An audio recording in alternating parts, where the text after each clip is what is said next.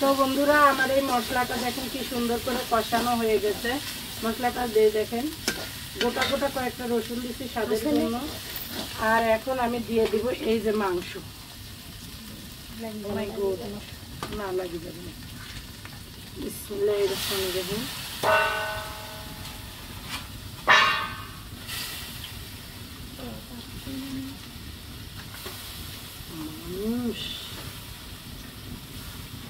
আমার কর্মর কোনো ভয় নাই, কারণ আমি কর্ম করতে পারি, আমি রান্না টান্না হাল জাল সব করতে পারি।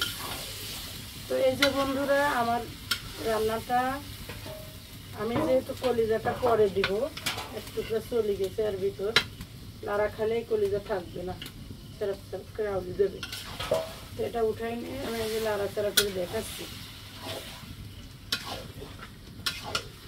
এখনই কালারটা দেখেন কত সুন্দর। আমি একটু কাছে ধরে দাও।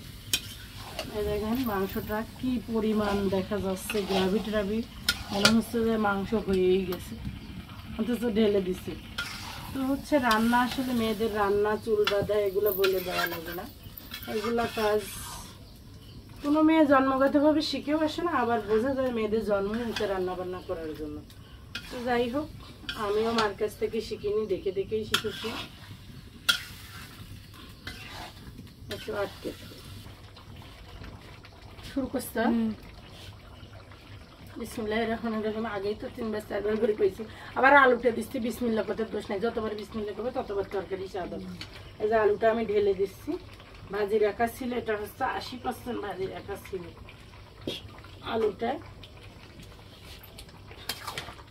আলুটা দিয়ে আমি একটু নেড়ে ছেড়ে দিব।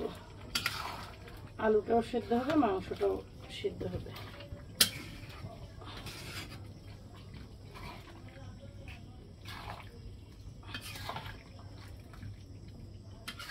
কয় মিনিট হয়েছে এই ভিডিওটা? 2 মিনিট 3 মিনিট পরে একবারে।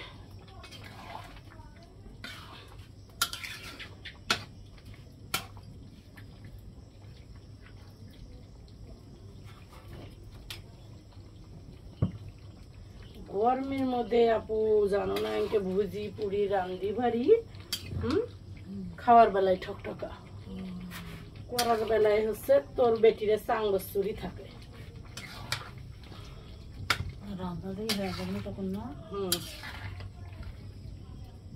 দেখানি মানুষ দেখানি দাওয়াত দেয় যে একসঙ্গে দেখাতে কইসম খাওয়া। এখন তুই খা জীবন, আমি আর খাবো না।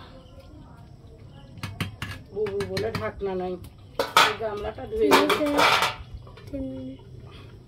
3 মিনিট হয়েছে। হয়ে গেছে 3 মিনিট।